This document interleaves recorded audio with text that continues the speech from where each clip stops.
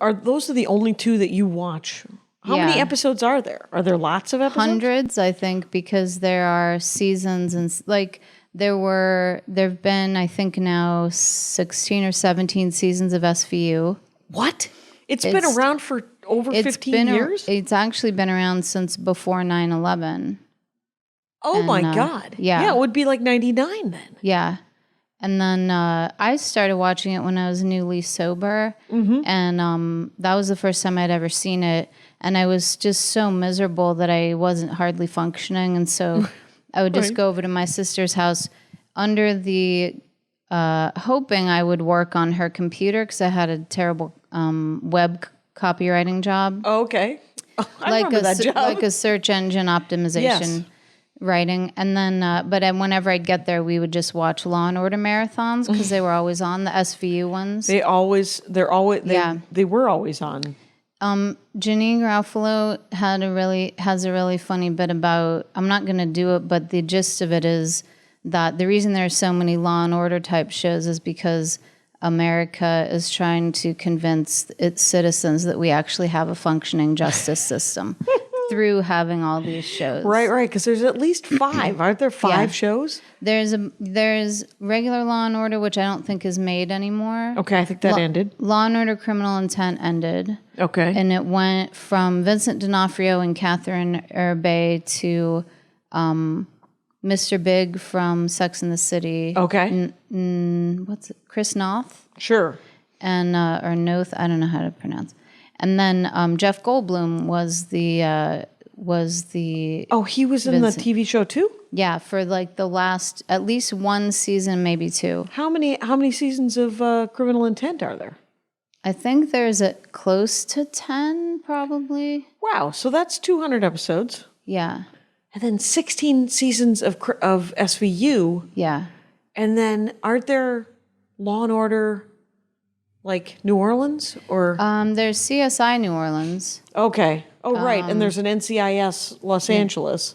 And there's an NCIS New Orleans. Right. Maybe that, not CSI. CSI Miami and New York. Right.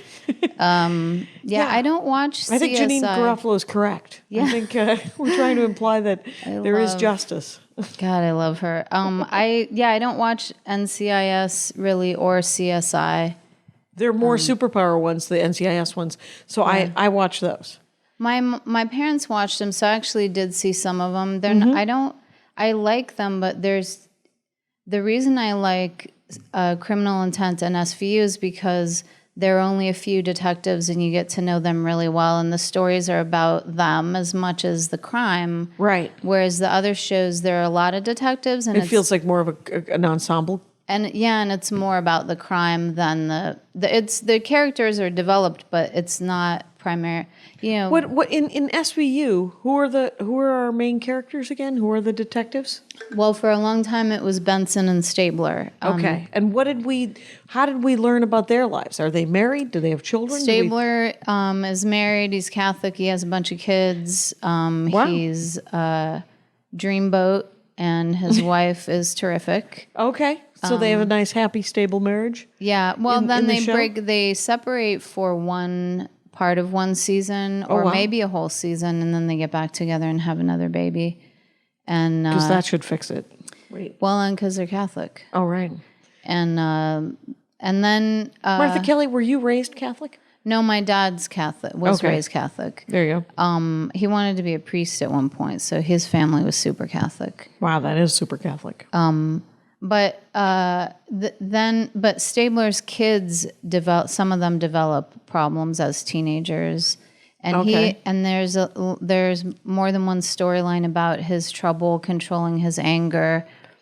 He was abused in a heartbreaking episode. You find that out, and his dad was a policeman too, and he was abusive. Oh wow! And Elliot Stabler is not abusive, but he loses his temper with criminals a lot, and he has anger issues. Yeah, but part of you is like any decent human being would feel rage towards a child molester or a child abuser, sure, or a rapist.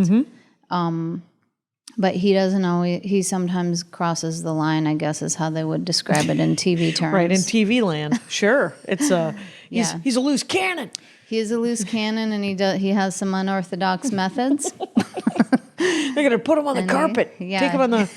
Take it on the arches. No, that's different. And so, but then he and Olivia, his partner, Mariska Hargitay, who's maybe my favorite actor on TV of all time and favorite character. And has an amazing name. What is her name? Mariska Hargitay. Mariska Hargitay. She is Jane Mansfield's daughter. Oh, wow. Jane Mansfield of Losing Her Head. Yeah, and Okay. she was in the car when the accident happened, but she was so little she doesn't remember anything about it. That's really for the best. Yeah, Yeah. but she's so great, and her character is like the one who is really great with little kids when they need to interview them, and Oh, does she look like a model? Does she have short Yeah. cropped hair yeah, and very structured, like Yeah. super amazing bone structure? yeah, Yeah, okay, I know what that is. yeah. She's super terrific. Yeah. on all fronts. Her name should be Mariska, Yeah, whatever.